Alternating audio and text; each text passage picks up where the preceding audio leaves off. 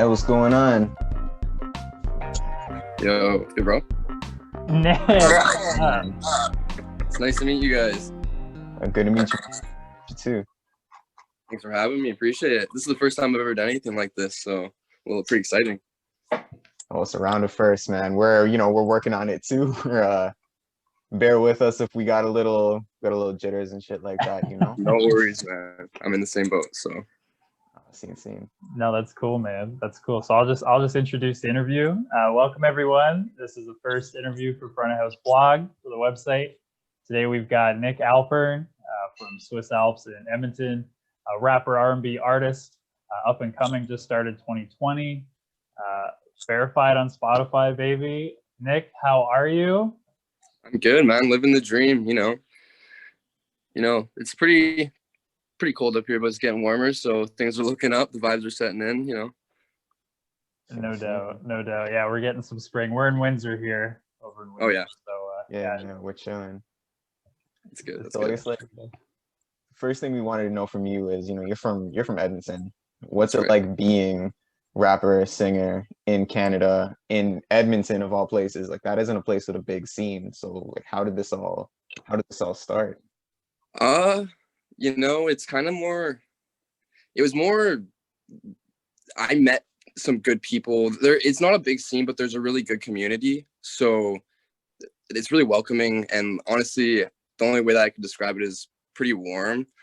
If you're in it, nobody really knows how deep it goes unless you're kind of part of the music scene itself. So people don't really tend to, I don't know, I guess I would use the word care until they kind of stumble across it themselves. It has to be like very organic, and that's the problem, I think, with starting in such a small scene anywhere. Okay, for sure. Yeah, I feel that for sure. And everyone starts somewhere, right? Exactly. I mean, the deeper you go, like the more of a scene there is. I just wanted to know, like what's your musician like origin story, like that people can't hear in the music? Like, we want to know. Really, I'm kind of drawn towards deep, meaningful music with like an uplifting vibe, if that makes sense. It's contrasting to one another, I know, but I like when you can hear through like initial sounds and kind of get a deeper feeling out of music. I don't know, I've always resonated with like the sad boys of hip hop, like Lil Peep and of course Juice WRLD. Powfu is a really good Canadian artist from Toronto. And these are all people who kind of use really heavy subject matter and put it in a light, uplifting style. And it's really like refreshing. I feel like a lot of people are struggling right now too, so they can relate to that kind of music. And I feel like that's kind of what I'm trying to do as well. Yeah, we were saying like there's a lot of hype around like your Insta, YouTube. You got 12K on Spotify in like 4 months. That, at least that's what it looked like from our research. That's massive. Like, you got a pretty big loyal fan base going on. And do you find like that's that Edmonton scene you're talking about, like word of mouth, everybody knows everybody, and then once they know, they're on to you? Yeah, it's really weird because I'll get a lot of people being like, yo, I've seen this, I've seen that. And that's really, I think, comes from word to mouth. It's not, that's the best part about this and it's not, I'm not really afraid to be spoken about, whether it's good or bad. I feel like that's kind of the best part about it. And you should never trust anybody if they're only getting love, so I'm sure most of those listeners, whatever the number is half people kind of clowning, but that's how it is at the start. And it's exciting for me just to kind of put myself out there, because I went from not even using social media for a number of years to just posting a music video, my first video. So that was a pretty cool experience for me, and to actually have gotten a little bit of love from that was also, like, honestly an honor. So it just feels pretty cool. I like that. What was that? What was that like for you though? Like, getting that first music video up and going? It couldn't be easy. It wasn't easy. I had a lot of help. I'm not gonna lie. My buddy Fonz, who actually I made the first track with, he's the feature, and he really kind of opened his like arms to me and kind of opened the door to just like, hey, these are my people. This is like how I do it. Not that you have to do it this way, but if you need, like, here's some resources, you know. And that's kind of the way I found a lot of Edmonton has been.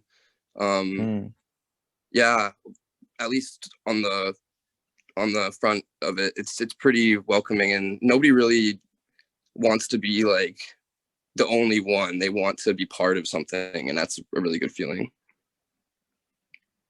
That's sick. Yeah, for sure, man. No, that's all. Yeah, I noticed the initial feature was Chef Fonz, and then I think in a day or two you've got another track dropping with him, right? I do. I'm actually really excited for that one. The song means a lot to me. It was actually one of my first tracks that I ever recorded, and we've put a lot into the production. And I know that sometimes those are kind of the things that tend to do weird. Like, I find expectations are like the killer of joy, as they say. So I really think that the most important thing is the fact that how much it means to me. So hopefully people will hear that and take it for what it is, or for whatever they want, right? But that's the most exciting part, is just like, this is what I like, and it's pretty cool that if anybody else likes it, then they're initially they like me and what I like. So I do think that's like the most humbling and honoring part about this.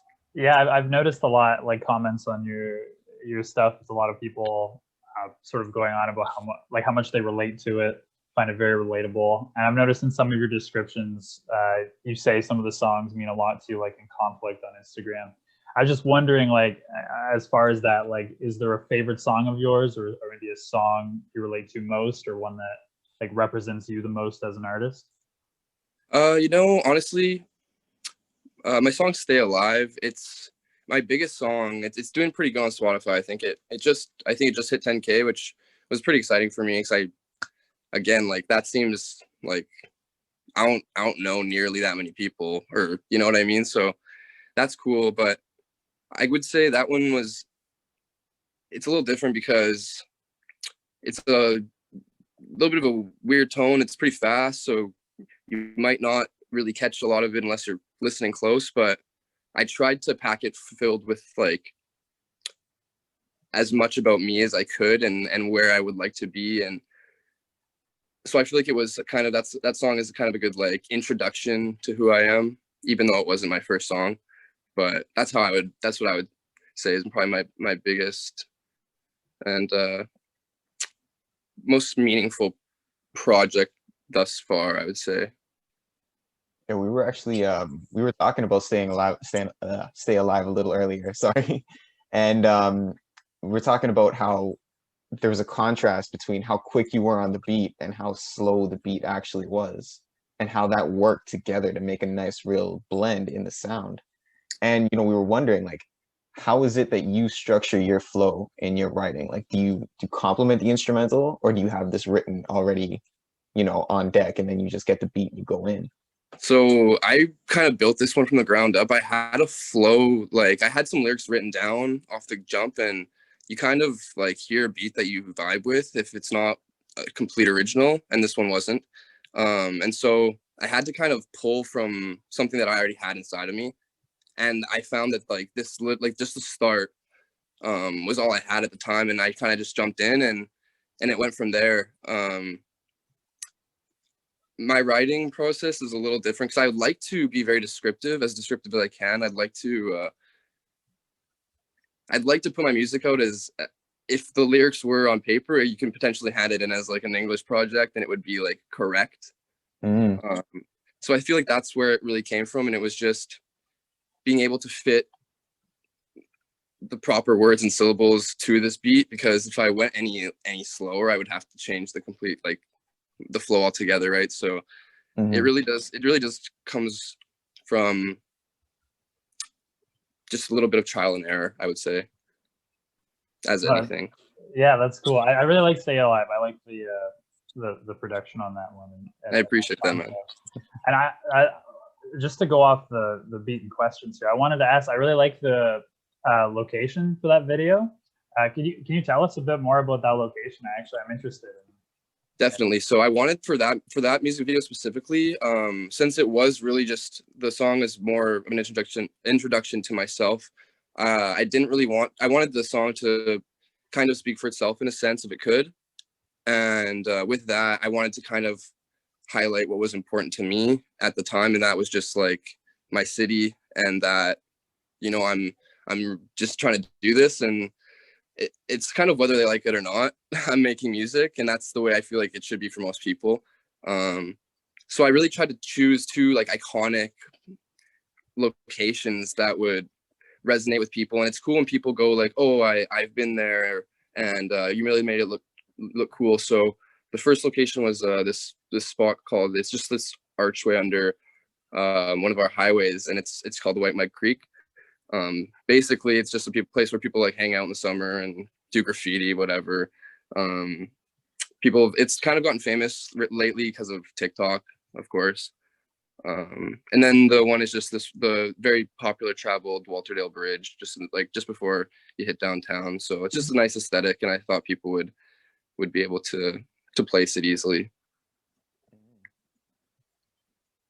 Yeah, that'd be a good way to almost make like a signature on the city and have a whole bunch of people kind of notice it, put it on the map. That's honestly, it's really good, man.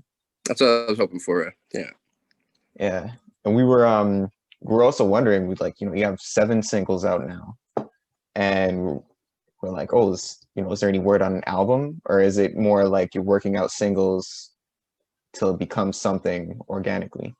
Absolutely. Yeah, it's the second one. For me, I've always wanted to put out like an EP with like all of the other artists that have been good to me, and I have a good relationship with, and I wanted, because the city is known, the old, like, it's kind of a joke of a name now, but it's known as the City of Champions. And so I wanted to put my first EP with like a bunch of other artists from Edmonton and title it that after the city. But I can't really think of doing a project until I have a bit of a base, if that does happen. So I'm just gonna keep making music, and I'm already like setting out on a Volt, as most people are. You know, you have to have a decent amount of work already complete before you can like start a competitive pace. So I'm just gonna keep going and see where it takes me. Nice, yeah, for sure. For that City of Champions thing, I'm gonna diverge from the questions here again, but I'm just wondering, like, aside from maybe Chef Fawn's, like, who are some of those other champions like you? For me so far, so I've made some tracks with Double V. He's another Edmonton artist. He's different style, a little bit like harder, as you say, but it definitely, we complement each other nicely, because it's I feel like it's kind of, we both kind of say it how it is. It's not too like graphic or vulgar, but it's honest, and I like that. And then secondly, Viconi is another really good, well-known artist from the city. He's really talented in video work as well. So that's who he directed and shot my upcoming video with myself and Fawns. And another artist is, of course, Fonzie, OG. And then lastly, Damian Ross. He's an up and comer, just like myself. But we've kind of got a nice relationship, and yeah, I'm looking forward to all those projects. See? You got like it sounds like you got a superhero lineup going on there. We're also we're looking at the producers on some of your tracks too. Like you got Speaker Bangers, you got Tundra Beats all the way out in like Germany. Right. How much collab is in the work when you guys are, or like when you're talking to them? There's not a lot of collab from those. Those are big beat makers. They have their own like businesses set up. So basically you kind of get like a couple back and forths, usually maybe a follow. They're all like really good guys, but they're busy and they're doing things. So in that sense, it's really hard to like really get like exclusives from guys like that. But I kind of focus my relationships more on like my own mix engineer, and that's Brando Sounds. He does a lot of good work for me, and we spend most of our time together. But in terms of like beat makers, they're not so hands-on in the collab as far as after the beat has been produced. That's kind of where they stop, and then it's usually like a I'm excited to work with you, and that's where it ends, you know. Gotcha. Yeah. With like COVID in 2020, like with more of a focus on the mixing, like what's the collab process like with your mixer, with other artists, like with COVID going on, like sort of how have you been limited, like how have you been challenged? Like you chose quite a year to start out, eh? Definitely, yeah. And that's one thing I'm really grateful for. I found that the world kind of did stop in a sense for a lot of people, and I feel like that's where my my progress has been, is I just really tried not to, and that's why I found this was as good a time as any to start.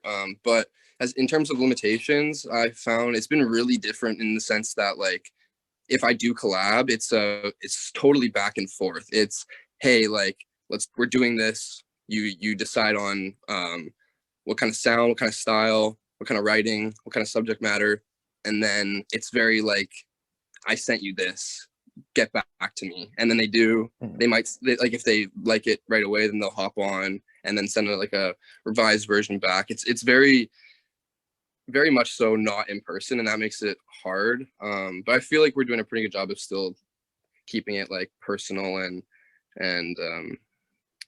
trying to build those relationships all the best we can without being there together.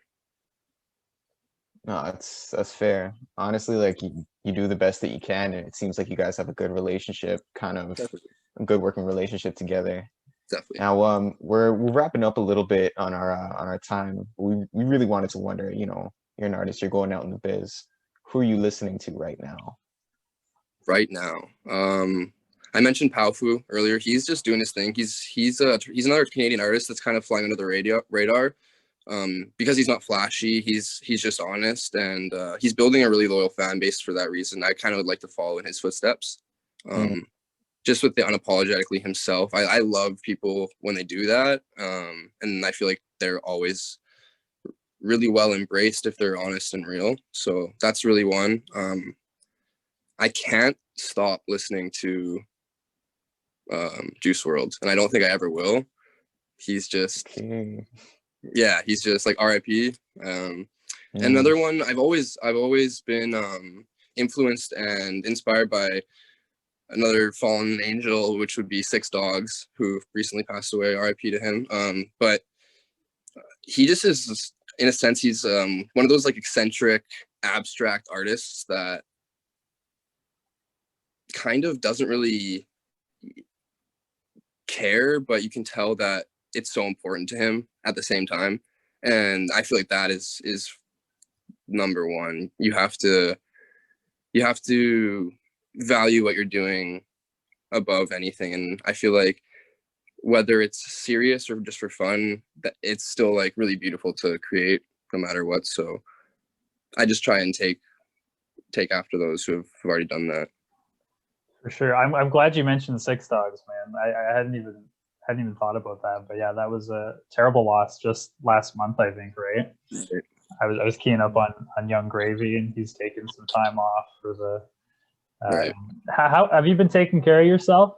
Like how do you hold on to your mental health, man? Because you see a lot of these rappers, like they're very honest, but like they got stuff going on. Like, yeah, it's been hard. Definitely the best thing for me is that my music is what keeps me going. It's not anything that holds me down or drags me or holds me back or drags me down. It's what I look forward to, and I live for it basically. So after I get off my 9 to 5, or actually mine's a 10 to 8, but I do music, and then on the weekends I go to the studio and I do as best as I can, and that's the best thing for me, is that it's because I love it, so it makes it a lot easier. It's not really work, it's just awesome. So that's really the biggest change in my life. I think I was doing a lot worse before I started all of this, even though I'm busy and I'm tired and burnt out, but it's kind of like all I want. So it's pretty good. Yeah, that's that hunger. It kicks in. Absolutely. Well, I guess like to fully wrap up, I wanted to ask you how it feels, man. Stay alive, hit 10,000. It's It feels awesome. I can't really say anything but that I appreciated it, and I would like to thank everybody who's like listened and helped me get to this point. I have really good friends who've helped me and been there for me, just even with like sets and shoots and honesty, and that's really the only thing I can say is thank you. So it's really dope. Yeah, it's really cool. Awesome, man. Yeah, no, it's good. It's been awesome talking to you. It's great to hear these sorts of voices. And yeah, yeah, I really appreciate you guys having me. It was nice meeting you guys, for real. Yeah, of course. Yeah, no, thank you so much for agreeing. We'll probably feature some of your tracks in the future. I think I'll do a track of the day on the Fonts track coming out. So look out for that on Monday on the website. Until then, Nick, thank you for joining us. This has been the first edition of Front of House Interviews. Nick Alford, Swiss Alps.